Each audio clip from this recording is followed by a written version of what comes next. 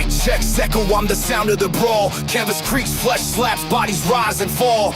Steel cage dreams, no escape. All pain, blood stains mixed with the sweat and the chain. Adrenaline surging my veins, spit fire. Crowd chants feeding my soul's desire. Turnbuckles tremble when my wrath collides. Glory's the belt and I'm taking the pride. Boom. The squared circle where legends collide. Boom. No mercy, just a wild ride. Boom. Lights flash, fist clash, can't resist. Boom. The squared circle digest.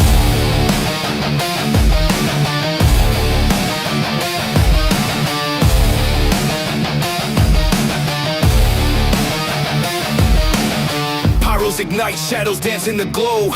Ringside roar, it's a gladiator show. Chokeholds tighter than the grip of the night. Climbing the ropes to new championship heights. The mat's a battlefield, no room for doubt. Every move calculated, every scream a shout. The bell tolls louder than a sinner's regret. This is the place where the bold never forget. Boom. The squared circle where legends collide. Boom. No mercy, just a wild ride. Boom. Lights flash, fist clash, can't resist. Boom. The squared circle digest. Boom. The squared circle where legends collide. Boom. No mercy, just a wild ride. Boom. Lights flash, fist clash, can't resist. Boom. The squared circle digest.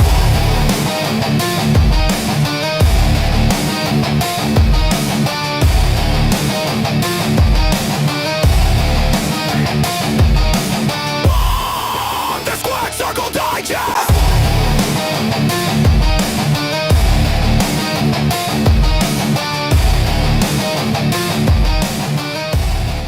It is the Squared Circle Digest. I am Sean Stanley, the great Frankie Fresco, along for the ride.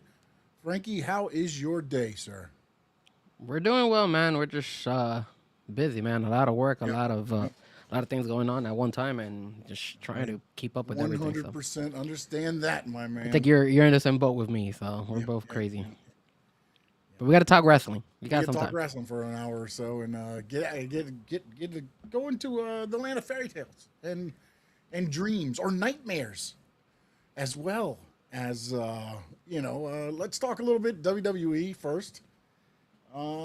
Your thoughts, I guess. I mean, I don't want to get into like specific shows and all that, but your thought on. Oh, hold on a minute. Sorry, I was about to throw up a screen and you're not there. Well, your thought on the current WWE landscape. Let's just put it that way: the landscape of WWE. Well, it's kind of crazy right now that we're dealing with this situation where, you obviously the turn that happened on Monday, which was obviously we knew CM Punk was gonna come in because they were in Chicago, but one, I like that they did what they did with Cody. Like they basically just they injured Cody to the point where he can't wrestle, and then you need somebody to replace him. It wasn't like the biggest kept secret in the world. We all knew that, hey, who else can come in and replace him? Obviously, that's none other than CM Punk. You're in Chicago. Even the fans were yelling and screaming and saying, hey, CM Punk, CM Punk. So that was like the biggest what do you call it? I guess like no secret. Like we all knew this was going to happen.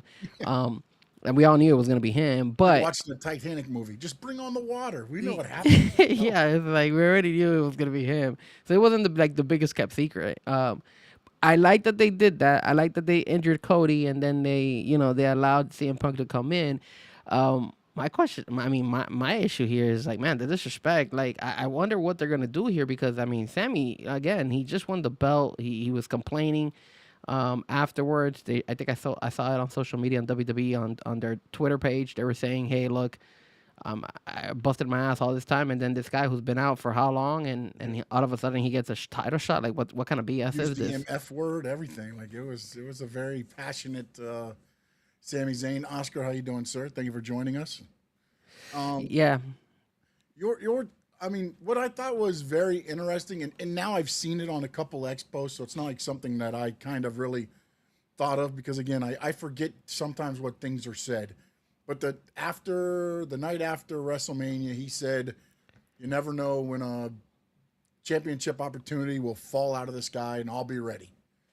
And we know it was July 6th was the championship opportunity falling out of the sky. And then one even went deeper than that. And again, I'm not saying that WWE is doing this and everything else, but it was interesting because if you look at the arc of the CM Punk character, he's becoming what he said the pipe bomb was. Which The guy is that goes away forever, comes back and wins a belt. He's not there in WWE every week and every day and there, and you go away and boom, you come back.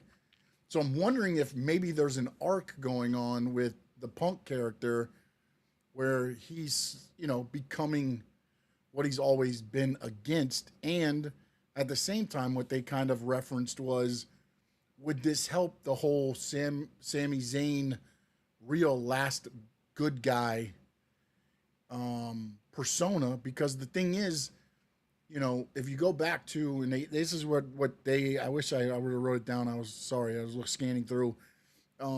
It was on X. It was a very in-depth thing. If you go back to when the Daniel Bryan, the Yes Movement, it was the Authority that kept screwing Daniel Bryan. It was Triple H. It was, Randy Orton, right? It was Triple H, special guest referee. Daniel Bryan wins. Randy Orton cashes in the Money in the Bank. And then that started kind of the Yes Movement. I'm wondering if this turn of CM Punk, and again, I don't know that Sami Zayn will get to the Yes Movement hype train at all, but if it will help put a little bit of kerosene on Sami Zayn to where it helps him out, especially with the passionate, the plea that you saw 24 years, and I have it for 9 days. And this guy was out for all this time, and he comes back, and it almost feels like that whole arc is happening here. And I'm wondering if it will help Sami Zayn, maybe in the way it helped Daniel Bryan. And again, Daniel Bryan, the Yes Movement, went on to heights.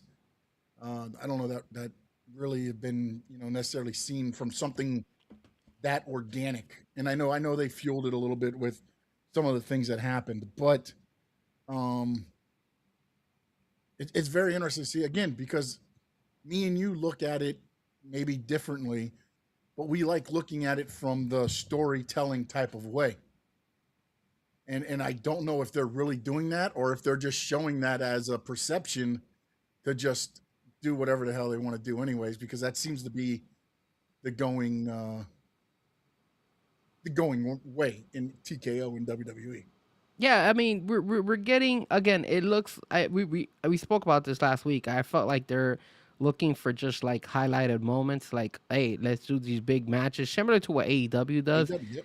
They just want to just wow the people, and then just stick them in there and forget about the long term storytelling. In my opinion, I mean, we saw that with the Street Profits just getting beat up, and now they stuck Maxine Dupree with Division. No background, no nothing behind that. They just, she Well, decided to go. there was a little background. If you go back to one of the, but again, you have to go back to something that didn't happen necessarily on a Raw. It was an after that WWE recorded the Vision leaving the building. Maxine was in the vehicle with Austin Theory about a month ago, but they never mentioned anything else. She was just there. They could have done more if they were doing that. They could have shown her in the background a couple of times. They could have gone ahead and showed her running into Austin Theory or running into any of these guys. Anything to like kind of, again, the fact of building better the story in order for us to kind of put two and two together and be like, okay, cool, it makes sense now. And again, a lot of us are like, if they're showing that, did they show that on TV or did they show that on their I X? believe it was just a social media like they did, like, how they do the ones like exclusive on the WWE social media app. Yeah. It was like they're talking to, I think it was Logan Paul, but then they scanned at the end and you saw almost like they tried to do with Roman and Paul Heyman, where they scan and it's Heyman at the end and it goes out. Okay. They kind of did something like that. Adrian, what's up, my brother? Yeah, what's up, guys? And yeah, again, it's just frustrating because, like, again, not everybody's tuning into their social media. I'm not tuning into their stuff. I mean, sometimes I tune in, sometimes I don't, but I don't get it. At the end of the day, it's kind of wild. They're just getting the wild moment, and I mean, I do know that obviously Chicago loves CM Punk. Obviously, they wanted him.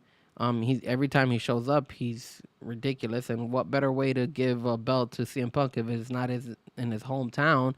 And then at the same time, again, I feel like Sammy did get screwed over, and Sammy, I don't know what they're gonna do. I mean, I feel like for SummerSlam, they should give Sammy another shot. I think I don't think he's gonna be the headliner, but I think they could run a three, like a three, Triple threat. a triple threat match between Sammy, Punk, and Cody. You could say Sammy would be like, "Hey, I want to enforce my rematch clause," and then Cody can say, "Hey, I got beat down and I never was able to go ahead and enforce my rematch clause, or I wasn't able to compete." So now you could put them in a fatal three way, and then just have them duke it all out at SummerSlam, and I think that would justify Sammy, because obviously they did him dirty, and then it would also justify the fans being able to see, Cody and technically CM Punk, and in a way, whoever loses that match, they don't necessarily have to take a pin. It could be Sammy taking the pin on that Yeah. one, and it No, doesn't yeah, hurt it's those Cody. And three. it I doesn't gotta hurt believe Cody, and it Sammy. doesn't hurt Punk in either way. But I think it's just and Oscar has a good point. It may be a fatal four way. You're right. They Yeah, they with could Gunther, definitely yeah. stick in Gunter in there as well. So it could be a fatal four way where you have all four of those guys. And what better way to have it than have it at SummerSlam? Yeah. I think a lot of Probably people. night one. That'll probably be the night one main event. Yeah, because that would live up. That would be a pretty good main event. You have a fatal four where you have four guys and they all got to duke it out, and one of them is going to become the champion. I think that elevates that main event that first night for them. And then obviously the second night, you would have to see what you're going to do with Roman, if Roman and Seth would get night two, or vice versa. You could either have Seth and Roman on night one, and then the fatal four way on night two. But I guess that's the route they want to go with. I think it's not a bad idea. I think they should go with the fatal four. Why not? Give it to us. Give us four guys out there and let it duke it out. Yeah, and it goes into the whole story of everything. It wraps everything up into one. So definitely a way to kind of wrap everything back up. Let's look at some of the other things. I noticed, they did the Maxine switch with the Street Profits, who again they just flounder an opportunity, but whatever it is, whatever. And now I gotta believe the next setup is what, Chad Gable and Otis to reconnect and go after Maxine and the Vision for the tag titles. Well, the issue here 'Cause is, I know Gable's also like in the Intercontinental or the U.S. Which one is it? Intercontinental title, right? Intercontinental tournament that they're having, our number one contender. yeah. I mean, the issue here is, do you want to put them back together? I mean, I feel like Chad Gable is now kind of They shouldn't. They above. would ruin Chad Gable's momentum. Yeah, me. but I think I've always seen, Otis and Tajawa as like, villains. You feel me? I don't see them as like title contenders. That's the thing. That's why I don't know if that would be a route that WWE wants to go. I mean, granted, I saw obviously when Maxine left with all of them, and you see Otis and Tajawa like looking like saying, "What the hell happened here?" But do you really want to put them like? No, I don't. I just don't know what the end game is. You had 1 week where Gable comes out, apologizes, and everything, and Maxine's like, "No, we don't accept your apology." Then next week she's helping the Vision beat the Street Profits for the tag titles. So again, I just feel like it was planted there to where, Otis at the time was kind of torn, but then, she said, no, we're not taking it, and she took it, and then that whole thing happened there. And again, I mean, to do all that in the Street Profits tag title reign for that, like, God. man. Again, another team. Sammy got screwed, and now the Street Profits got screwed because their title run lasted how long? It was nothing. Yeah. So it's again, maybe they're running back. Maybe this is a way for the Street Profits to be in SummerSlam and maybe get a title shot in there as well again, and maybe that's what they wanted to do. But again, it's just it's like they're changing titles right now, and they're trying to figure out who. Because I think what happened here too is that I think if you got to put the Street Profits and then you got to put Braun Breaker and Austin Theory, who does the crowd who gets wowed with which one of them? And I'm sorry, I like the Street Profits, It's Braun Breaker. but it's Braun Breaker. That's the main guy, It's not not even Austin Austin Theory. Theory. It's Breaker. It's That's the Braun Breaker. So they want Braun Breaker in there. So Yeah. since Braun Breaker's in there, now granted, if I think Logan Paul was still in, I think they would not have taken the belts from him. I would hope not. I think they wouldn't. But because Braun Breaker's in it, I think that's who they wanted, and that's who they want to showcase, and they know that he's a Especially potential after star. the feud ends with Seth, Breaker needed something to bounce back, and now he's back. Now he's got gold again, basically. Exactly, And, and the then whole Heyman part of this, I'm very interested to see how that plays out because he kind of keeps treating Theory like the stepchild. yeah, and they went that route. I mean, look, they're selling us little stories. I mean, you got the Vision now, obviously with the Street Profits and Paul Heyman and all that. Now you got all of a sudden Sammy, CM Punk, and Cody and Gunther and another. You have Seth and Roman Reigns. You have that little click between, I'm sorry, that story between Bailey and Liva Valkyria. That is another one that's going on. Obviously, Obafemi and Brock Lesnar is another one. And then you have, I don't know, I guess they still rolling with the Rusev and Yeah, Ethan Page. Joel It's actually Ethan helping Page Rusev out a little bit with the Ethan Page. yeah, and It then you almost got goes back to when he started the Rusev Day with Aiden English at the time, who was Matthew Reinhold, who's now an announcer with TNA, when he used to come out and be like, Rusev Day and all that stuff. And it feels like this is more of the heel persona of that with Ethan Page, not the babyface persona. But yeah, I mean, at least, again, and then when you look at Judgment Day and everything, yeah, you got Bronson Reed still out, which I don't know when that's going to happen. But again, remember with the Vision, the interesting thing is with the Vision, remember anybody can defend the titles. So I'm wondering when Bronson Reed returns, if Austin Theory doesn't get beat down and beat out of whatever they're calling it now, the Vision, Paul Heyman's guys, whatever it's going to be, and then Bronson Reed becomes the other half of the tag team champions. yeah, that's a possibility. And then at the same time, you also got to realize that, you know, how is the Vision gonna last? Is this something that they want to continue? Because again, they have been a disaster, getting Yeah, hurt no, left the and only right. thing you can get for granted from the Vision is an injury. Yeah, exactly, bro. That and the tag team belts. That's all they could do in that in the Vision. So it's like it's just we'll see where they go with this. But I mean, there's some stories out there. I guess it's just a matter of like, do you really like?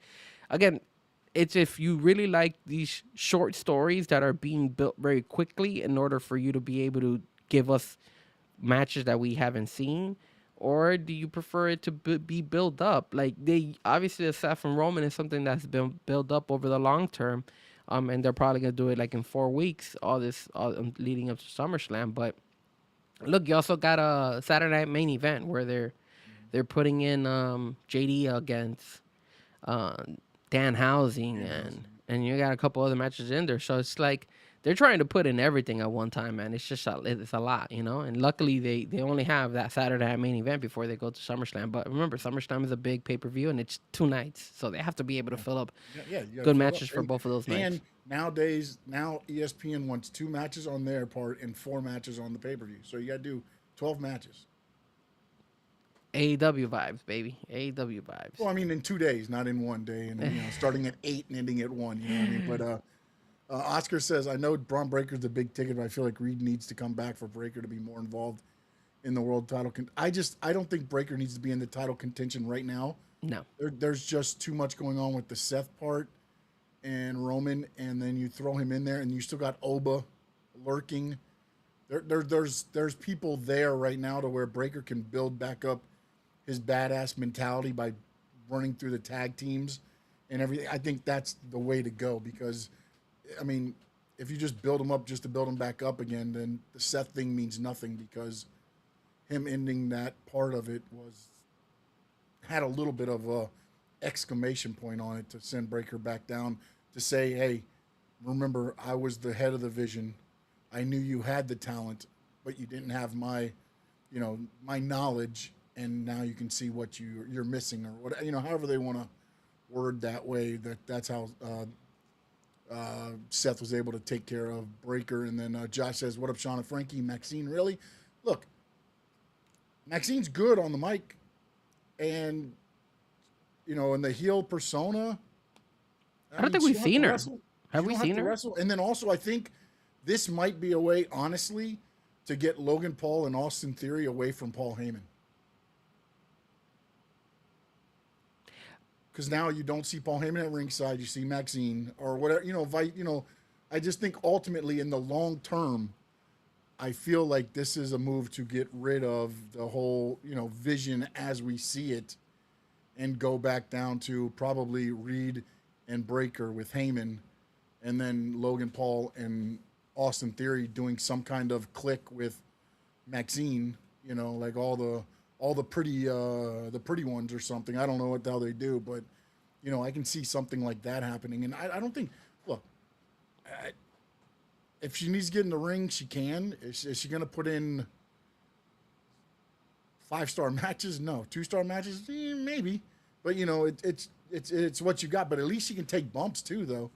So she can get in there and get physical. She could. And help, Austin Theory win. She jumps on somebody's back, they flip her down, she rolls out of the ring, the ref wasn't watching. Kind of like what opposite of what they did with the Street Profits, where Maxine does the low blow, but now Austin Theory does it because of the interference from, Maxine, and she'll play a role. There's a role there that she can play as a valet, and it's more old school than what we see now with managers and things like that. It kind of going back to Sensational Sherry with Shawn Michaels, when Shawn Michaels first started. Before I think it might have been just as he was becoming the Heartbreak Kid back then. Sherry was his manager. I believe it was right after she finished with Randy Savage and Elizabeth. Then she moved on to Shawn Michaels. But she would always take bumps. She would get physical in the ring, and I think that's the route they're probably going to go with Maxine. Yeah, and I think her time with Alpha Academy has come to an end. Like she hasn't. I mean, she had her moments here and there, but we don't want to see her wrestle. Let's keep it real. I think it's a good start for her to be like kind of like like a Paul Heyman on the female side, and just carry that team. And like you said, give Paul Heyman his break. That way he could focus more on Brock Lesnar, and then she could handle it over there with Division. Go from there. She gets to learn from Paul Heyman. She does, because look, Paul Heyman that is key, man. Because now she's going to be out there with Paul Heyman. Paul Heyman's going to be like, "Look, what you should have done was this," and things, and you're going to get. I think you're going to see a little bit of growth in Maxine with this. And also, man, I'm not going to lie to you. I feel like her as a heel, like the way she looked and was dressed, she looked way better. Felt more Maxine than what being the poofy person, like, hey, yeah. Well, that's what we're gonna ask you. When was the last time we saw Maxine as a heel? Like, I know she used to be part of that back in the day with the Maximum Male Models and stuff, but I mean, I hated that crap. She didn't talk that much. I mean, no, she did talk. She didn't do much else. Yeah. So, like, for example, in this particular case, I guess this kind of helps her. She took over for Max Dupree. Yeah, so it's who became like LA Knight out of nowhere. Yeah, so I mean, in a way, I think this is a good thing for her. I think it's interesting to see where they're gonna go with that. When it comes to Sammy, we already spoke about Cody, Sammy, and CM Punk, and now possibly throwing in Gunther. Your take about this LA Knight and Jimmy Uso? Are we gonna get both of those 1-on-1? If that's what's gonna happen? I mean, he went and he attacked. I gave him a super kick. Yeah. I mean, I think it breaks up that whole Jimmy Uso, LA Knight respect thing. Yeah. In a way now. Now that's over. I've felt that the angle has been Usos versus LA Knight and Solo Sikoa for some reason. I'm not sure how they're going to get it. That I haven't figured out, because Solo has helped LA Knight win. Beat one of the it was Jay one time, I think it was Jimmy the other, or vice versa maybe. Yeah. So that's been there. I don't know how they get to it, though. Safdar, how you doing, sir? What's up, man? Just because I'm not sure how you get the LA Knight Solo Sikoa connection. You know, I mean, like I know he's shown up and he's helped, but it really hasn't been to help LA Knight. It's been to hurt the bloodline. You know what I'm saying? So how does it start correlating into being okay? Him and LA Knight are now able to team up. And again, maybe the first match, it's still LA Knight's watching over his back, waiting for the turn, and that's kind of the whole thing. But I think you're going to get the Usos against LA Knight and Solo Sikoa at one of the nights of SummerSlam, or maybe even the Saturday night main event. I don't know. Well, that was where I was going to go with it. I think it wouldn't be a bad idea to have Jamie versus LA Knight on a Saturday night main event. That might be the match, and then you build into Jay coming out, attacking LA Knight, and then maybe Solo actually making the save, or vice versa. I don't know how the... Yeah, because right now, obviously, Saturday night is on July the 18th. So it's in about 2 weeks. And then the only two matches that have been confirmed was Paige and Brie versus Fatal Influence. And then obviously Danhausen versus JD McDonough. Yeah, so maybe you could... Come on, Fatal Influence. Come on. maybe you could stick in 3 more matches, I would think. Maybe 2, maybe 3. I think 2. I think you could... I think LA Knight versus Jimmy Uso would be good. And plus, right now, you don't... It looks like we're not gonna see Jey Uso for a minute. Obviously, he's going through some issues right now with his divorce and a lot of criticism going on his way. So I don't know if we're gonna be seeing Jey Uso as much on TV because of the whole scandal that's going on right now between him and his wife and Miss Parker and all that stuff. So it's I think this would be a good way for Jimmy to kind of like roll on his own and be with, have his feud now with LA Knight, and then you could build it up probably for maybe SummerSlam and put him into a match with Solo and team him up with somebody else. That way you could have another big match at SummerSlam. And of course, hopefully by then, Jey Uso's situation is kind of gone down a little bit. So, let's see where that rolls there. All right. Anything else you want to talk about as far as WWE topics of what happened between Raw and SmackDown? No, not really. No, just I thought it was a good move to get Cody out of that situation.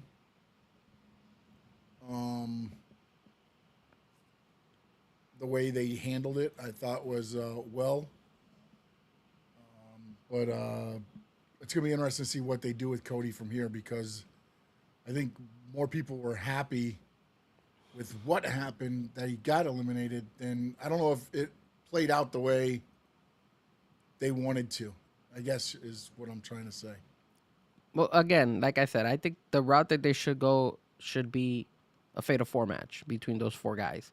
Mm-hmm. Knowing WWE, I wouldn't be surprised if it's probably CM Punk versus Cody Rhodes. That could be the other option, because those are 2 big draws, and I don't think they fought before, right? If I'm not mistaken, they've fought before, but that would be a big match as well for SummerSlam.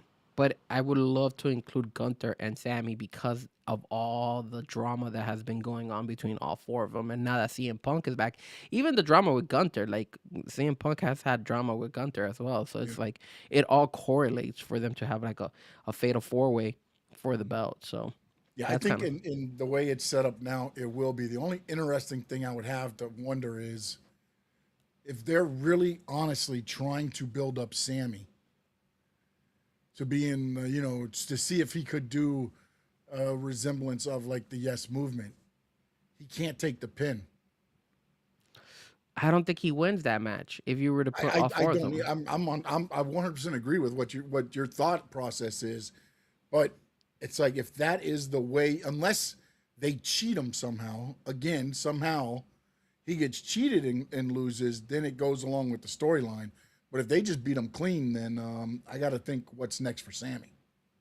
Yeah, it could be tricky for Sammy, because if you put him in that Fatal 4, let's say, and Sammy doesn't win, where does he go? Where does he go now? Because you just lost all 3 of them. Punk, Cody, and Gunther. So, and after the passionate promo he cut afterwards, kind of running down CM Punk and how CM Punk is now becoming what he was, discussing in the pipe bomb and everything else and everything he's been against, becoming that guy now. I'm interested to see the arc they actually like. Dude, does he go full heel, or does he just go, I'm here to make sure I'm the champion and I'm not a heel, I'm not a good guy. I'll be cheered in Chicago, I'll be booed in Georgia, Cody's hometown, or whatever, and it is what it is. Or does he go full fledged heel and just go scorch earth?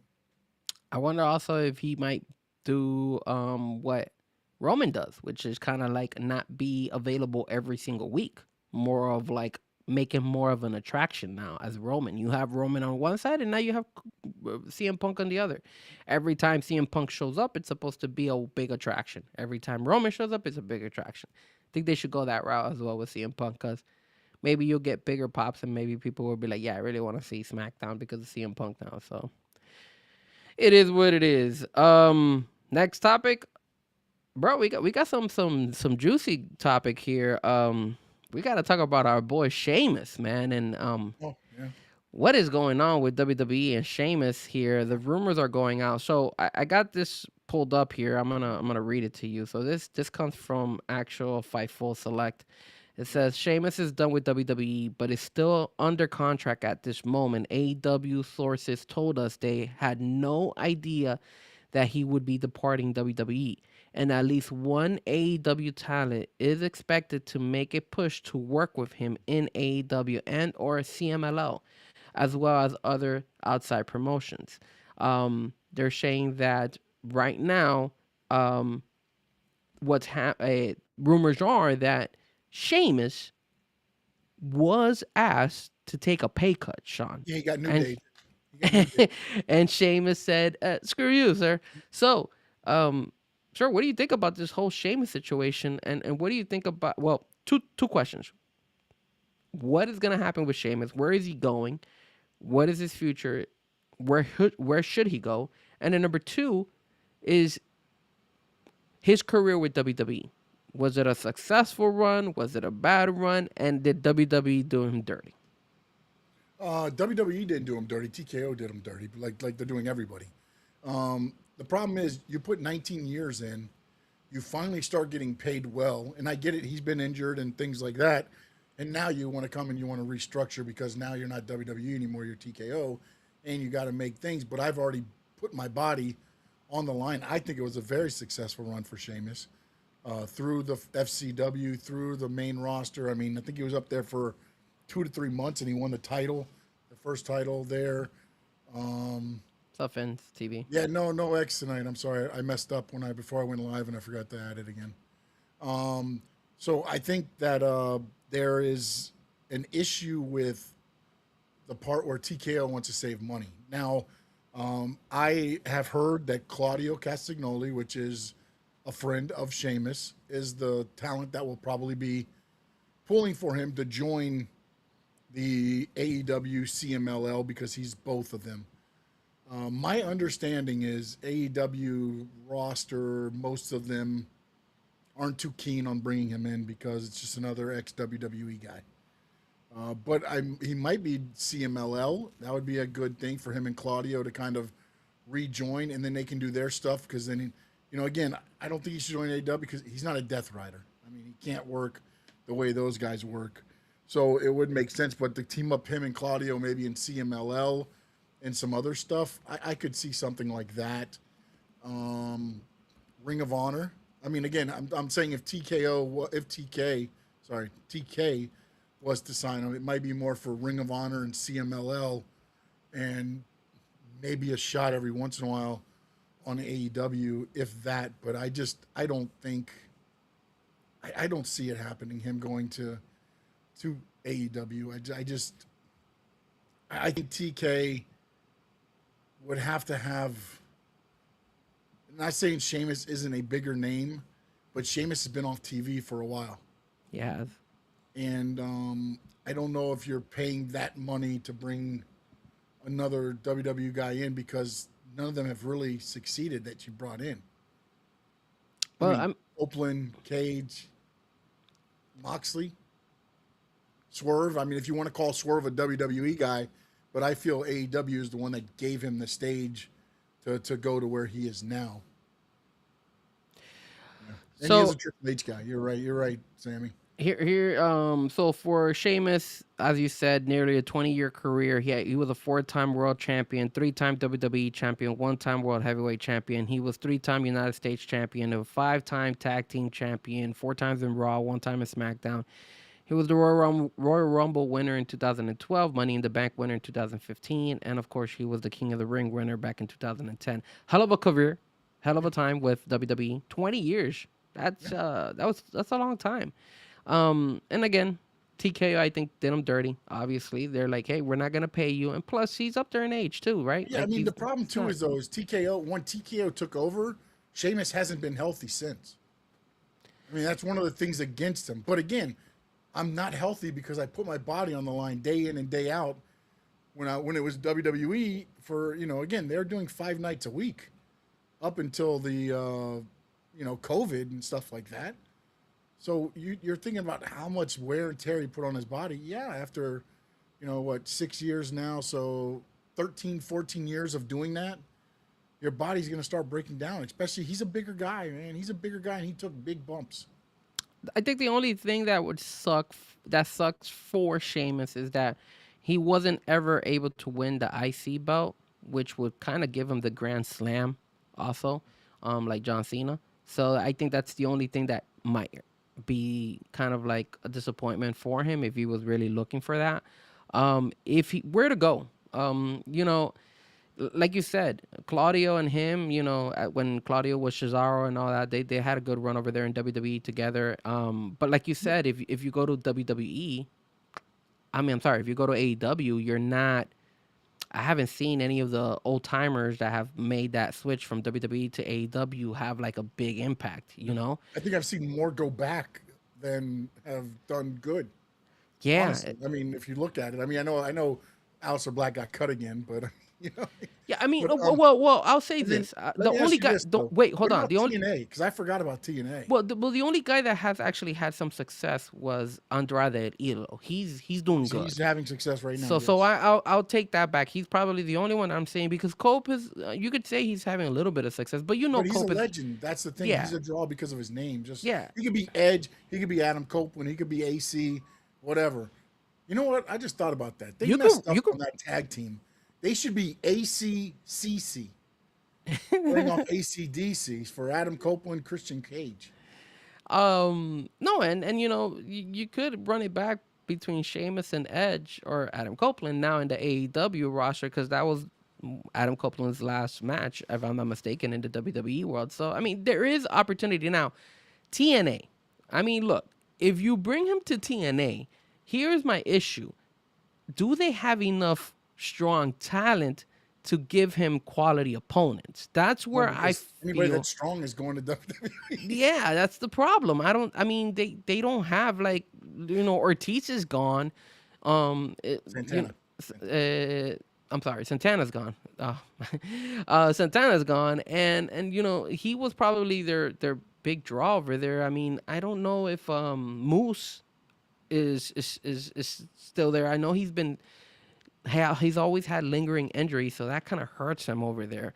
But there's nobody like, hey man, I really want to go see him. I mean, Dolph Ziggler's out there, which is Nick Nemeth and all those guys, but that doesn't that I don't think that's gonna make No, I mean, a big yeah, draw. it's kind of just like when I look at AEW and him. I don't look. I know they've got Will Ospreay. I know they got Swerve. I know they got some of these other guys, but I look at Sheamus's style and their style, and I just don't know that it mixes to where I'm like, I got to see Sheamus against Will Ospreay. Well, I got to see Sheamus against maybe Sheamus against Swerve might be pretty good because that'd be pretty hard hitting. Sheamus against Hangman Page, that would be good. Sheamus against Brody King, that'd be pretty deep. I mean, again, I'm talking just meat, beef. yeah, AEW has the talent out there, but they tend to again not know how to use the big Yes. guys out Bigger there, and guys, that's yeah. the problem because who was the guy from TNA that they signed and they brought him? He was part of the Don Callis, and I thought that was a bad signing by AEW to bringing him. Man, I forgot the guy who has the Josh Alexander. Josh Alexander. Where has he been? You Well, feel he me? got hurt, I believe. I believe he's hurt right now. but even before then, Oh he no, you yeah, know yeah, he was being. his run wasn't that great, and I don't know why they signed him because I was like, damn, I don't think they're gonna have a good run with him because they don't know how to use big guys. I mean, but again, I mean, it could be there could be some really good matches there for Sheamus in AEW, but like you said, I don't think AEW at this point knows how to use the big guys, and I think that's where they suffer. There's some good possibility. I mean, you got Samoa Joe out there. Um, who else you got? You got like you said, MJF. You could probably put him. You could put. I mean, look at Champa. Champa's there, but I don't know. Champa's kind of disappeared too now. Like I don't see Champa as much as before. And you got some young talent like Kevin Knight who's out there. So there is some opportunity for him, but again, I just feel like when it comes to the AEW world, they just don't know how to use these guys. I mean, and at the same time, I don't think AEW wants to crank the bank on him either, bro. To be honest with you, if he's if he's gonna ask for a lot of money, I don't think Tony Khan wants to pay anymore. Think and that kind of is gonna lead up to the next topic that we have, but I think that's where the issue is too. I don't think Tony Khan wants to pay money. And look, another guy who I'm looking at the AEW roster, another guy that also kind of has fallen in the last couple of weeks. And I know he got injured and stuff, but Bobby Lashley, that's a big dude. Again, they don't know how to use and the hurt business, right? So it's like, where are these guys? And I don't know if they're still having lingering injuries, but it's kind of disappointing. Like, they don't know how to use these big dudes. So that's why I do feel if I was Sheamus, I would if I had to sign if I go to AEW, I will do that. I will do the CMLL route. Like I would go out there and build again, my name out there because I think that would work. Working for the CMLL side over there. So that would be good. No doubt. Put Yeah, Sheamus versus Beef. I mean, yeah. that's crazy. I mean, again, but again, this is what you're right about is that AEW has not been able to package the bigger wrestler. I mean, look at Lance Archer. I mean, you have Lance Archer there, Brian Cage. You have all these guys, Bobby Lashley, which you mentioned, and other guys, and Look, Big Bill's leaving. they almost feel. I almost feel like if they put one of the bigger guys in the title picture, they would feel that they were WWE. Yeah. That's the way WWE does it. So we're not doing it. Yeah. But then they just missed the. I mean, again, I remember the interview for Brian Cage just recently, and he said, really, the reason he went to AEW was because the time with family, like the travel and things like that. Like AEW gave him the time to wrestle and be at home with his family, and that's something that WWE can't challenge because they're going to use and abuse you, especially now that TKO's in control. Yeah. And with the amount of shows that they have to pull out as well, I mean, look, I'm looking at their roster. Look, where's Keith Lee? Is he hurt? Yeah, again, he had an issue in WWE, which is why WWE had released him. I think it was like a heart issue, but then he was cleared, and then he came back for a while with AEW, and then he disappeared again. Yeah, I mean My the only understanding is, I believe the last I heard on Fightful, and I may be wrong, so I'm not quoting here, but I believe they said he is cleared to wrestle, but they don't have anything for him. another guy that kind of like it has disappeared a little bit, and now that because they're having a situation with Jack Perry is Luchasaurus. Where is Luchasaurus? Oh, there's nothing for him to do if there's no Jungle Boy. There's no Jungle Boy, and the only big guy that I You felt got a like they dinosaur running around. What are we gonna do? the only two guys Team that up I with Adam Copeland, Christian Cage, and the dinosaur. the Three only old guys. the only guys that I feel like big guys that they've had a little bit some type of success in my opinion that they brought has been Mark Davis. I think he's done a decent job, and then of course Brody King. That's it. Those are the two guys that I feel like they've done a pretty good job. But Yeah, before but those guys. I mean, Mark Davis came from New Japan, and Brody was an ROH guy when I think they bought that and they moved him up to their roster. So I mean, they're not really. I mean, I guess you can say more independent guys than WWE guys. I mean, look, even some guy that we really enjoyed and we wanted him and he was successful for a minute. He was dating Mercedes Moné. Mortos, where has that guy been? Like the Beast Mortos was a classic guy out there in AEW, and we don't even see him. Maybe he's in Ring of Honor. I don't Is he know. with Monet still or no? I don't think he's still with. I think he Oh, broke that's up with probably why Moné. he's not in AEW anymore. I think that's That's probably why. why. That's what happens. That's what probably, happens. That's probably why. Yeah. Running wild, brother. What's up, Chad? No doubt I saw you, Sammy. Thank you, guys. No Doubt says, why not have an actual heavyweight division and it be below the AEW belt? What do you mean by that? Do you mean It like means like have a super heavyweight champion and make it Bobby Lashley, Lance Archer. It's not a bad idea. Make a division for the super heavyweights and then put a title on it and let them. That's not a bad idea. That's not a bad idea because look, WWE has the Monday Night belt and then they got the SmackDown belt. So you got two different belts, and you could do that. But again, do you want more belts in AEW? That's the other thing too, because they got the trios belt, they got the women's tag team belts, they got the males tag team belts. Sometimes we don't even get to see those guys. And then you got they're bringing another title, right? A TV or like TNA. TNA's bringing the TV title. I'm sorry. and not only that, but then you a lot of these guys are always bringing the Ring of Honor belts. Like the Outrunners right now have the tag team belts for the Ring of Honor, and Leo Rush has the World TV Championship for Ring of Honor as well. So it's like, not to mention that nice belt. I want that one actually. He's got all blacked out now. Lee Moriarty also has a belt for Ring of Honor. So, I mean, look, they have some really good talent over there. I wish they would push Ring of Honor a little bit more, because if you start looking at who's holding the belts, it's pretty solid. You know, the Outrunners are good. I like them. I don't understand why some of the people that are on Ring of Honor are not on AEW TV. I mean, I know you got a lot. No, of but remember you used to complain about you used to I'm not saying complain. the titles. I'm saying the individuals, the talent. They should focus more on putting Ring of Honor and putting it more like bigger a brand on there. You had like, the Outrunners at that one point that were like the next waiting to bust out, and they did nothing with them. Yeah, they were like the next guys to go out against FTR. Like they were there, and now look. But that's why I figured. That's why I said, like, I think they need to push Ring of Honor a little bit more and have Ring of Honor be successful. Like, put it on YouTube or do something with it where people can actually see. Because I think they got it on their My AEW app now. Yeah, nobody's downloading that crap. Like, nobody watches it. Like, I don't watch that crap. Like, Hey, come Dave on. Meltzer says it's a hit. All right. Just put it on YouTube. Let people watch it on YouTube. Look how good AAA has been doing in YouTube. Put it on YouTube and promote it that way, and I bet you people will tune into it, and then you'll get the most out of it. All right, next topic. Jack Perry. So there is some question.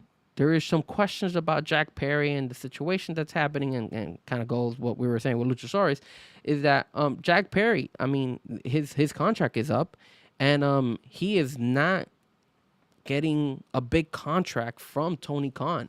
And word on the street is that Tony Khan is now making it a priority not to overpay for wrestling talent anymore. He wants to go, he says that because of the fact that WWE, with the whole TKO situation, a lot of people who are running now to TKO don't want to go there either, because there's a lot of issues over there too, right? You're not going to get, a lot of people are not happy.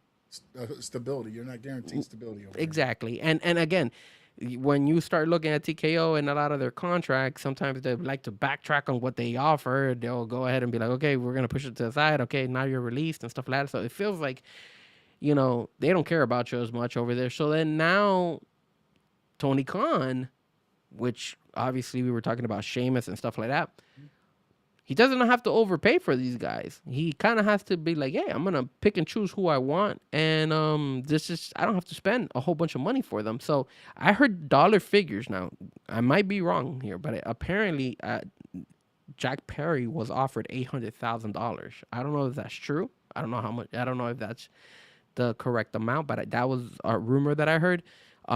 Which, in my opinion, $800,000 is not bad for the year. I mean, I don't know now, because all they're doing is pay-per-views and dynamites. Yes. Well, I mean, it's not like they're doing live shows. I mean, every once in a while they might have a collision or two, but so you're wrestling twice a night. So maybe you'll do 104, sprinkle in 12, maybe 120 appearances for $800,000. That's if you're booked on everything. I just think I think the problem got to where is, and this is where I said you can't have the nuts run the asylum in AEW, where now now Tony's got to tighten up, and what did I say would happen once you try to tighten up? It's going to be like, oh, here we go. It's going to feel like you're doing something wrong to them, when in actuality it's a business. It's a business shift, because now the way WWE is doing now, TK doesn't have to pay top dollar anymore to keep people. He doesn't. Before he did, because you're coming into a company with unknowns. So if you want a Chris Jericho, you want a this, you're going to pay for them. But the fact that I mean, and Sammy's right. He can still get independent bookings even with AEW. So now you're getting 800,000 from them, and then AEW again. You have to run it through AEW, but I haven't seen them really deny a lot of people unless they switch somebody to a collision that wasn't booked and things like that. As far as that goes. So then you're still making that money. You can do, the signings at the Comic Cons and the WrestleCons and everything else. You're gonna make close to. I mean, and then again, when you're on there, why not start using yourself as a brand? That's something I think a lot of these wrestlers don't do. Get an agent, make yourself a brand, and especially in AEW, because I don't think Tony Khan owns. Now I get it in WWE because WWE owns the names. Like, for instance, Sheamus shortened his name to come to WWE. When he wrestled before, it was Sheamus O'Shaughnessy or something like that. So he shortened it to just Sheamus for WWE. Now when he goes back out to independence, he can use the Sheamus O'Shaughnessy, but he can't just use Sheamus. So you can't market yourself necessarily in WWE unless you do it on your own under your name. But then it gets harder because then you're like, Sean Stanley, FKA, Sean Allen, or whatever, also known as or whatever. Whereas in AEW, I don't think Tony Khan has ever assigned their name. Like, he's let everybody keep their name. So you could have been a brand all this time and just making money. And I'm sure if you talk to TK, they probably have a talent agency where they'll take 10, 15, 20%, and then you're making even more money. It's just, I just think it's very nearsighted. And then also, I think another telling thing of the whole thing too was when he was asked now who he thought the four pillars of AEW are right now. None of the four pillars originally named were on it. Um, Here's the thing that I pulled up here. Ringside News has said this is from Self-Made Sessions. They said that Tony Khan no longer appears as pressured to hand out huge raises just to keep talent from leaving. The reason is pretty simple. WWE is not viewed as an automatic golden ticket for every former AEW wrestler. Here's what's going on with that. It's nothing against Perry. He will most likely stay in AEW, but he would like to get a big raise like most people get when it's time to re-up with AEW, because that had been the norm, which is true.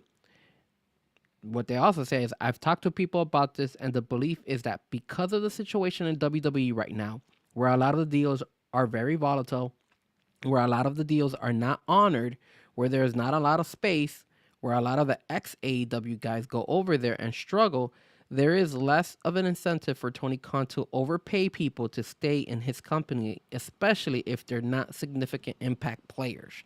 Um, so Tony Khan, it also says here, so Tony Khan now, he has no incentive to go, oh my God, Jack Perry, please don't go to NXT, please.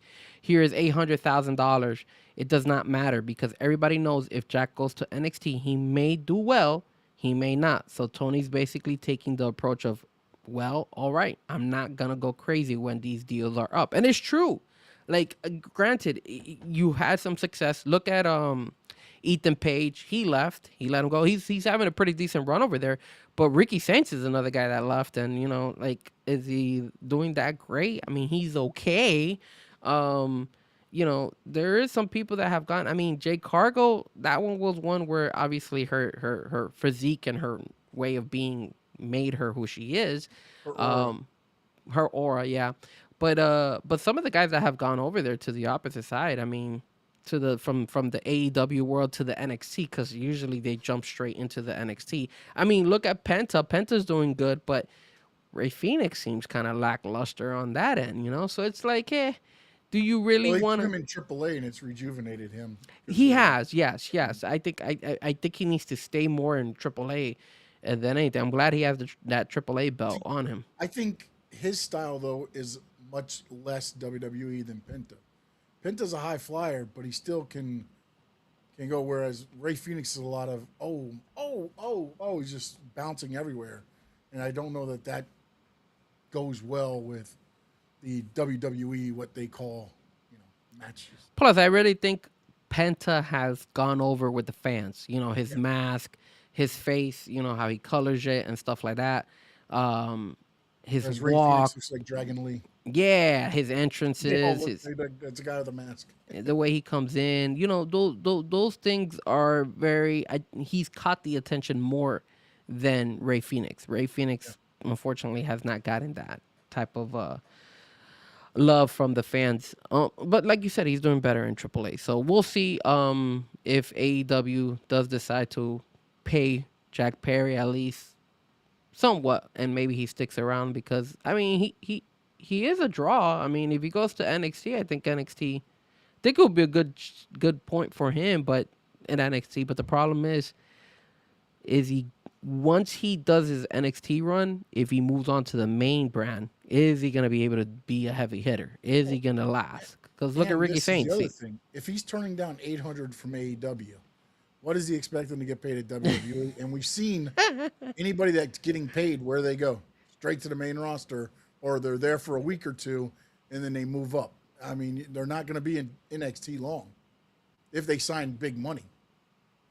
Yeah, it's not like, if you start noticing, it's like, so some of the people who took advantage of it, like Blake Monroe, she was one who took a really good advantage. Jay Cargo, she took advantage of it. Those ladies were able to take advantage of, you know, hey, they want me here and they also want me there.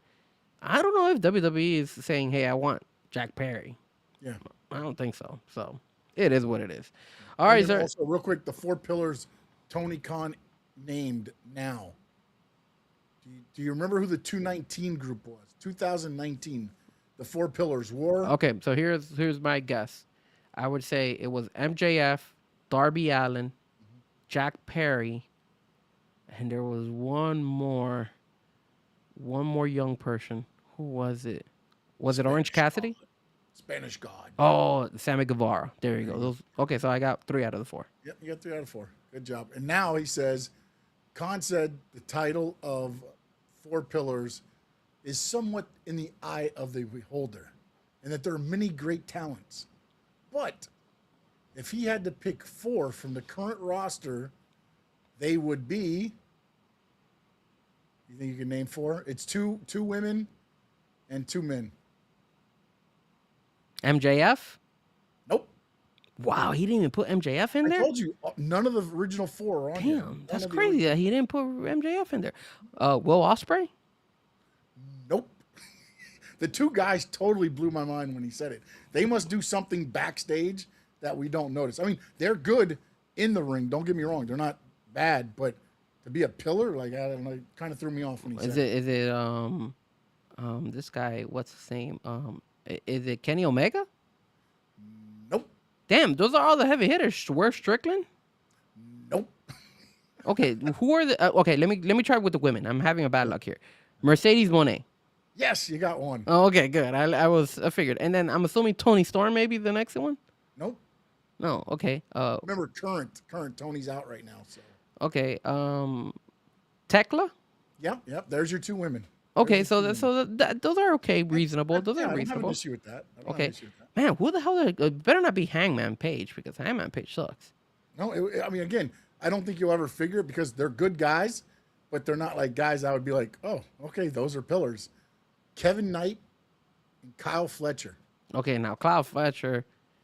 Well, they're up and coming. I will say this: I they're know, up and coming. I agree that 100%. But if you put Mercedes Moné and Tekla as the women, I would think it would have to be like Will Ospreay and Swerve for the guys. Or Will Ospreay and MJF still. Yeah, I mean, if you want to throw MJF, however you want to do it, but I mean, it's got to be I just thought this was right before Forbidden Door, so yeah, that was said, and I was like, wow, it kind of caught me off storm because the fact that again, none of the original four were there anymore. It's not like something that, I mean, it's almost like the Four Horsemen now, right? You can just put anybody in there. You got different groups. The Four Horsemen in 2019 were this, and then now the Four Pillars in 2026 are this. All right, sir. Last topic of the day, because we know we gotta end the night soon. Our last topic is AEW relying too much on dream matches instead of character development. And we say this because obviously tonight we're getting again another dream match. We're getting MJF versus Kenny Omega. And again, Kenny Omega now on the verge of possibly not being able to compete for an AEW belt. You also have Takeshita versus Kyle Fletcher. That has been a really good storyline, and now you're getting it on Dynamite. Pay-per-view, but here we go, Dynamite. I mean, well, it's technically Beach Break. You're getting Ciampa versus Chris Jericho, which again, that's another match that could have been easily on a pay-per-view. And then this one I could understand, which is the Casino Royale of the women. Yeah. So that one should be fun to watch, but talk to me, sir. John Moxley and Will Ospreay versus the Workhorsemen. So that's it. That one's okay too. That's a throw. That's a TV match. Those are TV matches. So out of all those matches we mentioned, 3 of them are really like they should be pay-per-views, right? Like, yeah, I would think, at least somewhere on the pay-per-view, especially when you have 15, 16 matches, 3 of those. Yeah. So again, sir, what do you think about this? Is it just dream matches, or do you really feel like their character development is actually working for them? Well, I think at least with this one, with the MJF Kenny Omega, I'm hoping there's going to be a story in this because the next pay-per-view is Redemption, and that's it's in Kenny Omega's hometown. The thought was it was going to be MJF versus Kenny Omega at Redemption. Now, I don't know if they can do this because I know AEW is very against this, but lately MJF has been the first match. And when you put that on first, you could do this where it's a disqualification or a schmoz. So now Kenny Omega doesn't lose the match where he can never challenge for the title again. And it gives him a reason to go for the title at Redemption. And then I believe he'll win the title at Redemption. And I think you might get Kenny Omega, Will Ospreay at All In. Man, I think TK wants that match one time. Look, Will Ospreay's going to be around. MJF's going to be around. Kenny Omega is the wild card. Yeah. How many more of these matches are you going to be able to get with Kenny Omega because of the injuries, everything else? I mean, look, Kenny Omega's been the guy for a lot of this time, but now with the injuries mounting, and then this goes to the whole thing to where dream matches, do they take precedent over? But again, you can at least put these into a storyline to follow to get to the dream match, which I believe Will Ospreay will win at All In, and then you could run back MJF, Will Ospreay afterwards. Here's for me. I think they should do this. I think they should do this because I felt like they cheated on just giving us this on a random ass Wednesday night and then just drop the ball and be like, he got pinned clean. I say Briscoe comes in, causes MJF the match, right? And then all of a sudden, you have MJF complaining to Tony Khan saying, hey, I got cheated because Briscoe's in. Briscoe helped Kenny Omega, so then let's run it. And then you do kind of like a 3-way match for Redemption where it would be Kenny Omega, MJF, and Mark Briscoe on there. That way they could all have a chance at the title. And then the winner from that will eventually go to All In and defend it against Will Ospreay. I think that would make more sense because I feel like they did Briscoe really wrong. I mean, that makes sense in the fact that MJF won't get pinned twice because Mark Briscoe will eat the pin at Redemption. Correct. I mean, that if they do it that way, they don't want to do a disqualification or whatever, and there has to be a winner, then I like your plan. That's a good plan. But you want to know something? That would be something that maybe WWE would do. You feel me? Like, I don't see AEW doing this, like where they would have Briscoe come in and then they stick in Briscoe for like a fatal, like a three-way match at Redemption, because at the end of the day, I feel like AEW doesn't like AEW likes to have either single matches or like six guys against six guys or six girls against six girls. It's either go big or go home. It's like you're gonna get one singles match or you're gonna get like 1,000 people fighting against 1,000 people. That's just how AEW works. I never see them kind Now, of there's like. been talk too of Hangman Page coming back, and he can never challenge for the title again. But his name's been thrown around a lot lately, so maybe he comes back and costs MJF. But can he can he not go after the belt while MJF is No, he the did the whole champion? thing like Cody. He can Oh never my challenge for it God! again. Why do they keep Same doing as what they're this? doing with Kenny Omega. This is If he terrible. loses, he can never challenge for a title again. That's just, I don't understand why you eliminate your top stars like that. Like, I mean, like the first time I heard it with Cody, I was like, it's different. We'll see. And then it ended up hurting him in the long run because Cody would have been the guy. I don't know that it would have been the run like what he's getting with WWE, but if he's chasing and losing and whatever, he becomes that guy. He's your Dusty Rhodes basically in the NWA, chasing Flair, or an MJF could be the Flair, whatever you want to do. You kind of had it, and then you just eliminated it like 2 months into existence. I mean, I think it was a second or third pay-per-view. It was the match, and then MJF turned heel and cost him the title forever. Yeah, yeah. And then you They only had a feud for a month and a half, and then that was forgotten.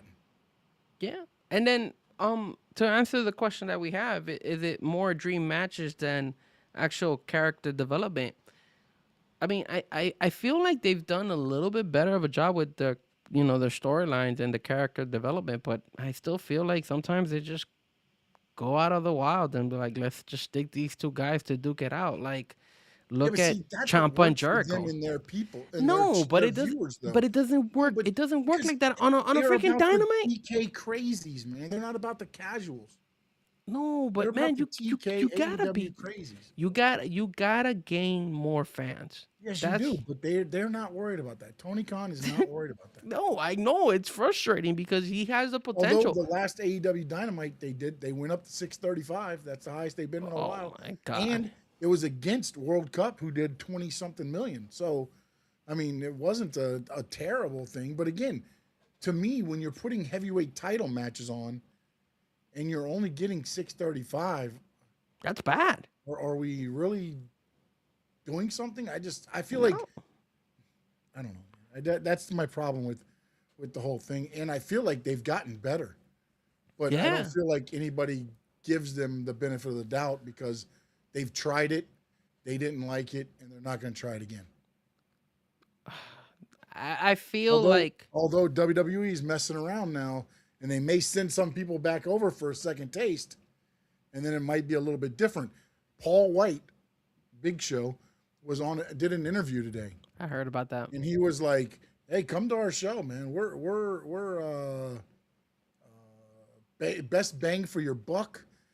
You'll get. I mean, they were pointing out that hey, we're not going to break the bank for you. I mean, they're still high tickets, but they're not what TKO and WWE is, and that's become a hitting home point for them, and I think they can use it to their advantage because TKO is not going to change, because WWE is their moneymaker to keep them in the green because they lose money everywhere else. Yeah, and that's a good point. I think AEW should use that strategic saying, hey, we're cheaper, bro. Keep coming to our shows. Keep coming. We're cheap and you're gonna enjoy a good wrestling product. So it makes sense for him to go ahead and promote it. You need to have the other guys out there promote it as well. Just tweet it. Just do whatever you can. This is your way of winning over some fans. You're gonna go ahead, especially with All In and all that stuff. You gotta be able to sell this to the fans. Say, hey, look, this is our WrestleMania and it's affordable, you know. But again, it's just I don't know if AEW cares, or I don't think Tony Khan cares. That's my frustration. You know what's going to be interesting to me, and this is where I'll know if TK is really a smart businessman. If next year WrestleMania rolls around and Tony Khan doesn't do a 2-day event somewhere in the U.S. and book it like Comic-Con, have matches at a fan fest, Saturday and Sunday they'll have matches. Do like little Kevin Knight versus whatever speedball or something like that on the at the thing, and go against WWE because remember WWE will be starting at 2 o'clock. They're in Saudi, 1 o'clock I believe. So WrestleMania is going to be starting at 1 o'clock in the afternoon. So if you did a fan fest at that time in the U.S. and and you almost make it Forbidden Door-esque because a lot of these things that couldn't normally go to the WrestleMania city will need a venue to go to. Yeah. So Tony Khan hosts it and says, okay, GCW, you're going to get from 1 to 3 to do your card. Whatever, you'll get from this time to this time. And you have some of the indies showcase. And then at night, we'll do an AEW card. On Saturday, you could do a Collision live from there. But just run the Fan Fest and everything else through the time that WrestleMania would be running in the U.S. I think you'll build some people because I think WWE is messed up by trying to send all 4 of theirs. They went to the highest bidder. I understand that. But all 4 of the Crown Jewel events like WrestleMania, Royal Rumble, all of them seem to be for sale to go international. Here's the other thing too. I like your idea. I think Tony Khan should be listening to you. The only thing is that you can't run all in because usually that does their WrestleMania. You can't run a 2-night because then we're gonna get like we're gonna get like 30 matches between the 2 nights. I wouldn't run a pay-per-view normal. I would even be petty as hell. I would be like, the next pay-per-view is gotcha. And just run it as that. Pay-per-view is gotcha. And just be like, there you go, bam. Hey, I've wrestled in those rodeo grounds in Davie. Many shows, buddy. Many shows.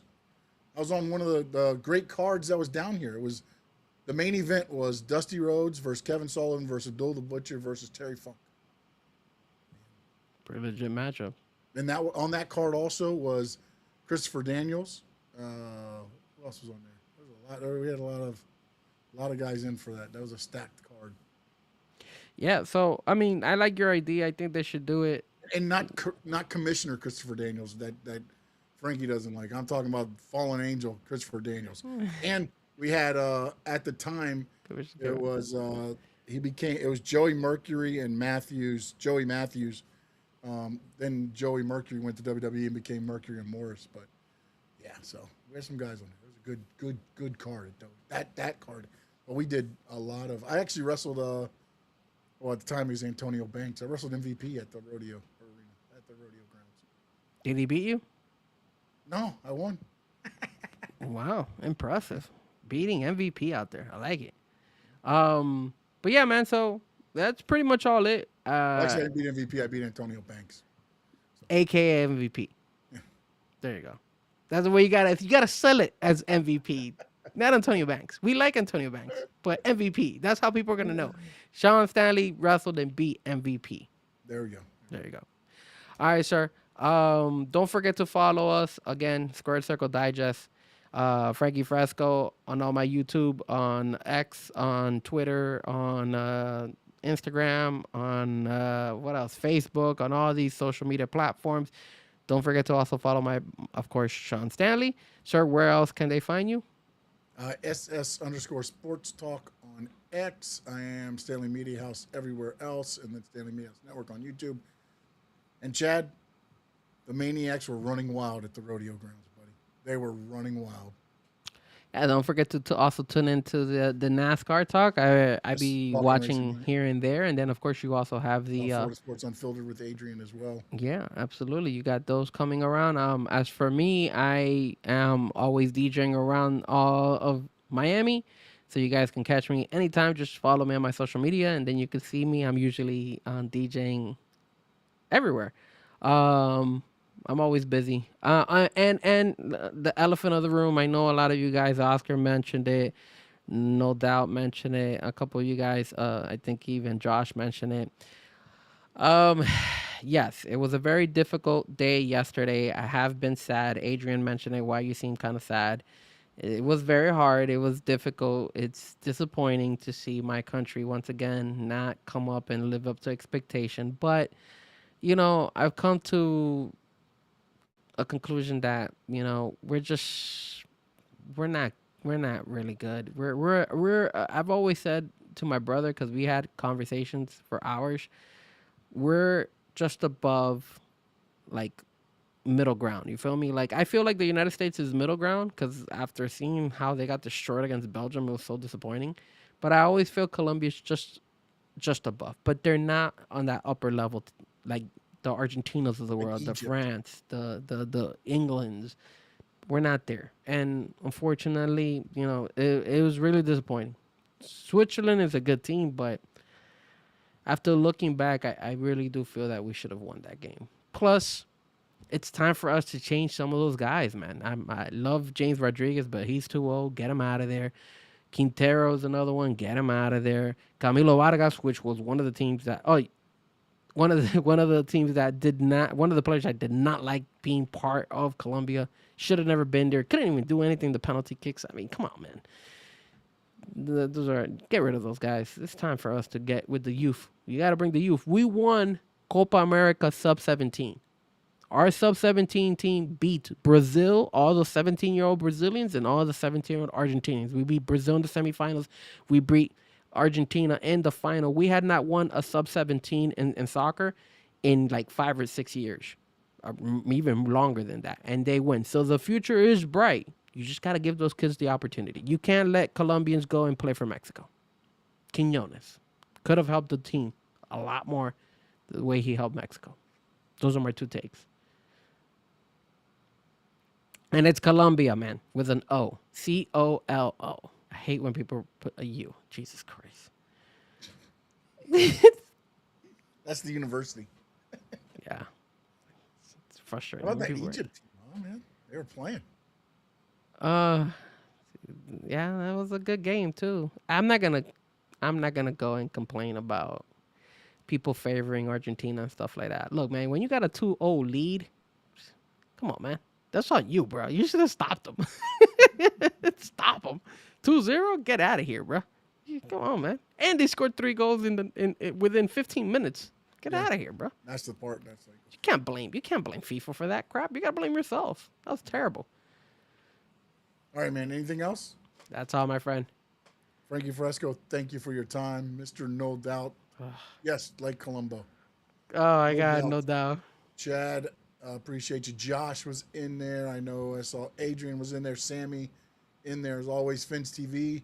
Make sure you check them out. Go to X. And they got some shows coming up soon. I know there was a cinematic drop earlier today or yesterday. Yeah. Safdar was in. Oscar was in. Me Papa was in. Appreciate each and every one of you that was in. And more comments coming in. Hold on. Let me get back down to the bottom. I'm not sure what that is. Colombo, is that the goat? I think he said Colombo. It looks like a piñata. I don't know. It looks like a goat. Yeah, it is a goat. Chad's throwing out daggers now, man. He's just throwing salt in the wound. So, on behalf of the maniacs around the world, and for the sad state of the Colombian and USA soccer fans, in the words of the great Gordon Soley, so long from the Sunshine State. That's why I